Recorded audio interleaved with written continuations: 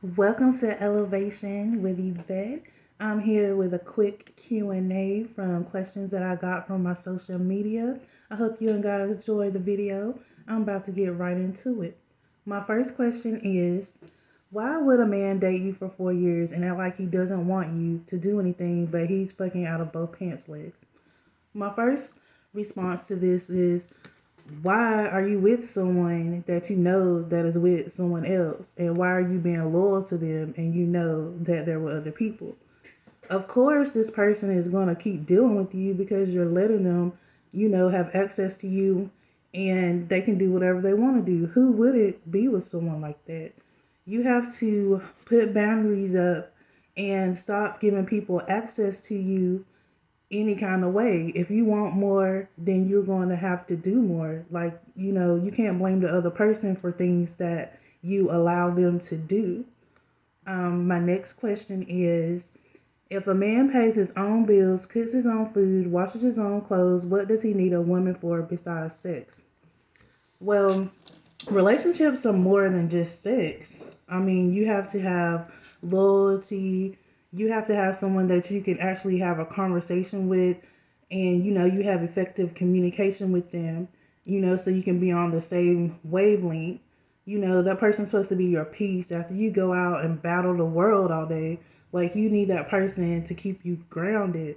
There's so many more things besides just, the things that someone does for you. That's why relationships, I feel, nowadays aren't like they should be, because people are too worried about what they can get out of it instead of what can we do together to make this better. That's not, the case now. My next question would be, what happened to a man doing his own role in a relationship? Why is it when he sees that a woman is solid, he thinks she's supposed to take care of him or doesn't want to help her do anything? Well, that depends on the type of male. Some men, they like to feel needed. So they want to be with someone that they feel like they can do things for. So if they're with someone that's too independent, or they feel that's too independent, which I don't think is a such thing as too independent. We're adults. We're all supposed to be able to take care of ourselves and do basic things for ourselves. I think that they just, sit on the sideline because this woman doesn't, ask or require them to do anything. So they're like, well, if she's not asking, I'm not doing it because I don't have to. But then you have some that are so used to, asking, their moms to do things and things like that, and they get coddled. So when they get with a female, they think that she's supposed to pick up where their mother left off at. So it's, a two-way kind of street with that. You know, um, I really think that if you want someone to value you and someone to build with you, then you have to get someone with that mindset and not keep talking to the same kind of people, because that's a habit that we fall into sometimes and we don't even notice it. So maybe that's why you feel like all the guys you get with try to use you, is because those are the types of dudes that you deal with, and there's other dudes out there, but you're not even giving them a chance.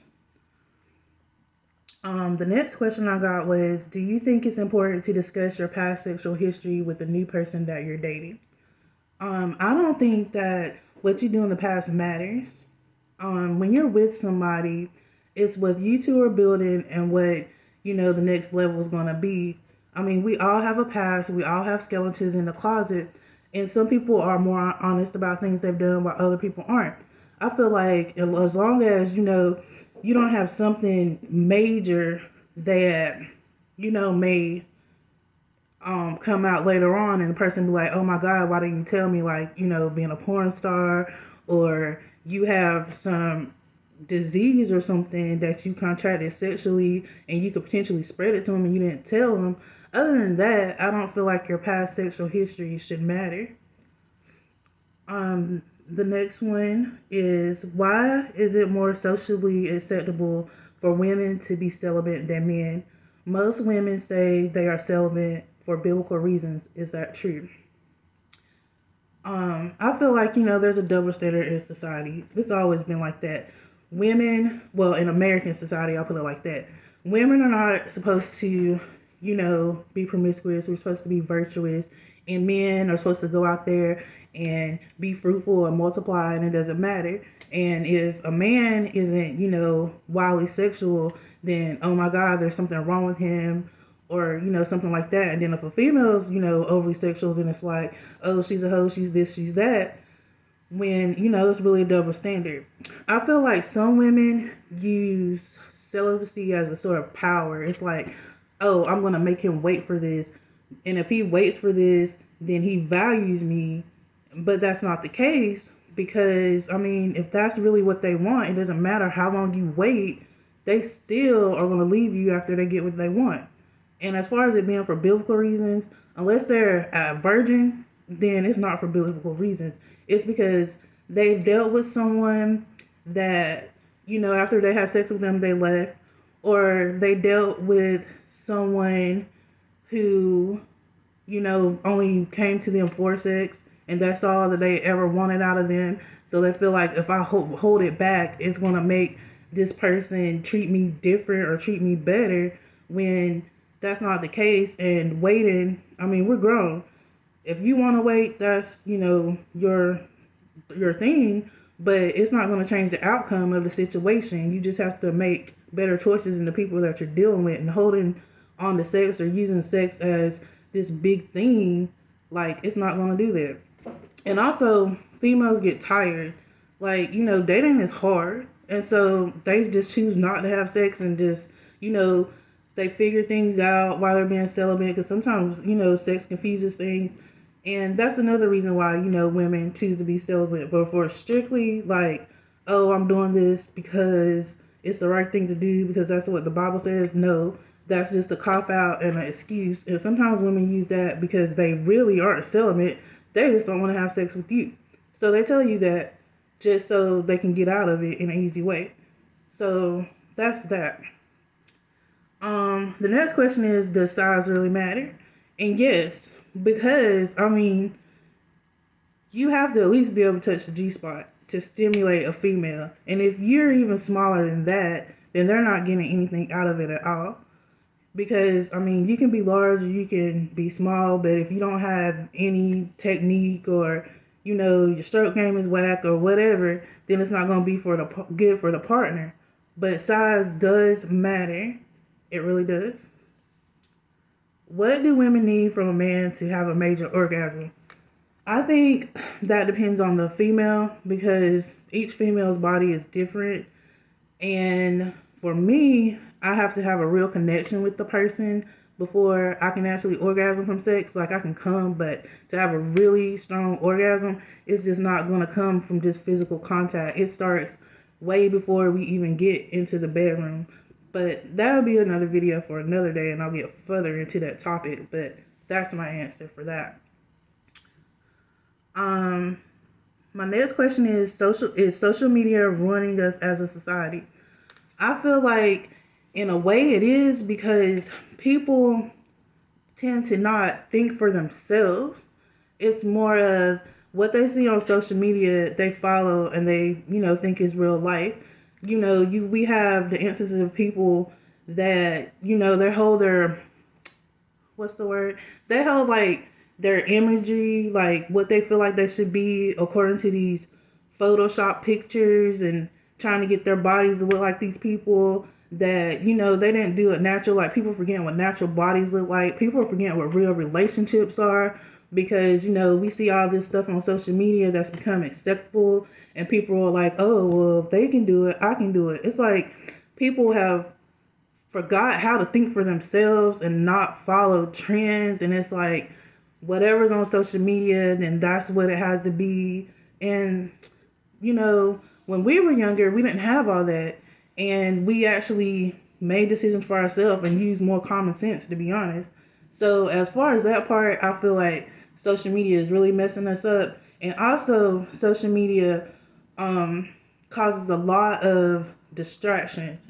Because a lot of these things that we blow up and make into a big deal, if it wasn't for social media blowing it up, then we wouldn't be like that, and we could focus on more important and more serious things. The good side of social media is there's a wealth of information that a lot of people would never, get access to if it wasn't for having social media and being able to see these things, because the people around them have never, been outside of their city or whatever, and they get opened up to more ideas and things of that nature. So I feel like it's a good thing as far as that, and as far as you being able to, to communicate with people all across the world and things like that, that you would never be able to do otherwise. So it's good and it's bad. It just all depends on the mindset of the person using it. And, people need to really stop taking everything they see in the media, social media and stuff, and analyzing it and, not just taking it verbatim and thinking that's what it is. Another question I got is, why does negativity get more exposure than positivity? And that sort of goes into the last question I just answered. It's used as a method to cause distraction, because as long as we're distracted by negative things, we're fighting and arguing amongst ourselves about certain things because things are skewed and made to seem a certain way because only the negative is always shown, then, that helps them, kind of get us to follow what they want us to do without us even realizing it. And we have to stop, just taking these images and things and saying, oh, well, this is how the world is, when it's not. It's just, what's being presented to us. You have to dig deeper. Like, that's something that we really all need to do, is dig deeper within things. The last question that I'm going to answer from this is, should all countries legalize marijuana? I think yes, because number one, marijuana has a lot of benefits. That the same medications that you take with all these bad side effects, and you have to take other medications to help the side effects, you could get marijuana and it would help those things. And also, we have all these people that are locked up for marijuana drug offenses when marijuana is legal in a lot of places. The government is even selling marijuana. So why isn't it just illegal everywhere? If we made it legal everywhere, it will make everything so much better, I feel like, in a lot of things. And it will be helpful. And it will help the economy and all those things in the areas that it is legalized in. So it's not like it being legalized would hurt anything. And I don't see the point for it not being legalized. Those were my questions. And if you have any questions you want me to answer, leave them in the comments, or you can hit my social media, which I'll drop down in the comments. Thank you. Until next time. Ciao.